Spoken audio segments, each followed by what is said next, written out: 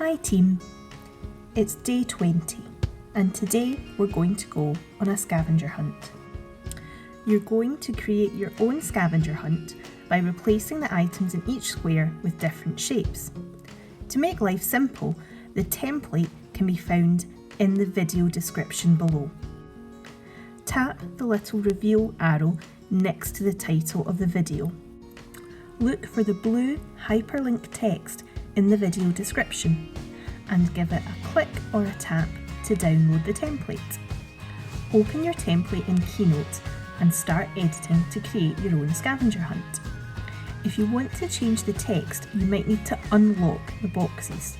Tap them, then tap unlock.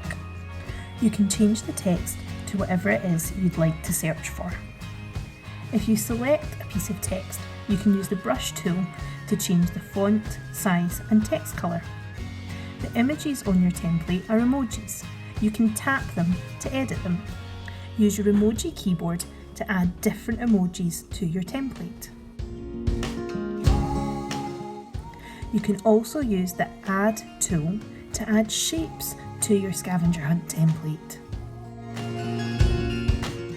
You can use the brush tool and select Style to change the fill or border of any shapes that you add.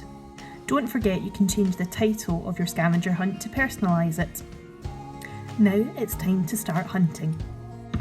You can also use Keynote to record the results of your scavenger hunt. Add a blank slide to your template. Use the Add tool and choose Camera to take photos of your objects as you find them. You can arrange your pictures in the same order as your scavenger hunt sheet to show off what you found. Don't forget to share your finished scavenger hunt with Glasgow Create on Twitter and use the hashtags #GetGlasgowCreating and Creativity for Kids. Once you've shared your own scavenger hunt, have a look through and try someone else's.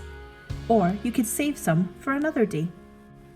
Again, don't forget to share what you found. Have fun. We can't wait to see what you create.